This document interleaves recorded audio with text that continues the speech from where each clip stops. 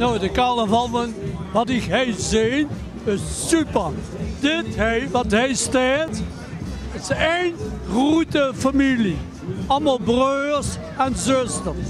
Van klein tot groot. Super.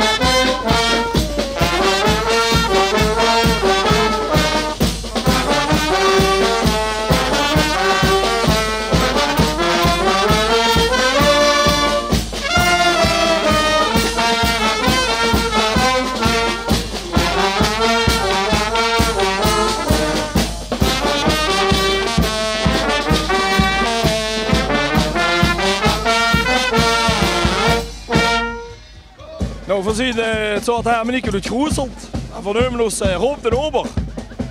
En we komen meestal één keer met die dag naar Maastricht toe. Om ook eens hier een paar uurtjes te amuseren, zal ik zeggen. En dat doen we al een paar jaar. Dus voorlopig doen we het cafés rond. Maken we muziek. Goed dus dadelijk gaan eten. En dan gaan we terug naar de Dorp, want dat is ook vastenavond. En dan hebben we daar een uurtje of 4 tot de 1:30 gaan we dat doen.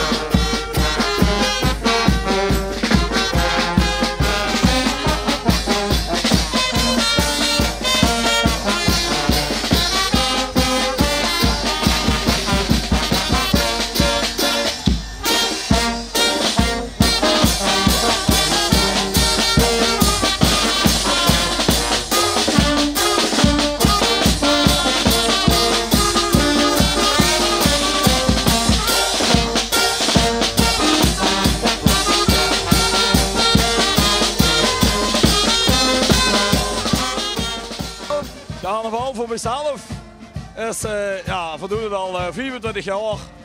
met de kinderen en de vrouw. Dat is ook een leuke eraan. We zien met de hele familie bijeen. En maken een leuke vastenavond. En ja, dat gaat 3 dagen lang goed. Hebben we goed in, moet ik zeggen. We beginnen een uur of 2. Gisteren opdag gehad. Bij ons ook in de deur. En ja, zo proberen we toch een beetje de vastenavond te binnen te houden.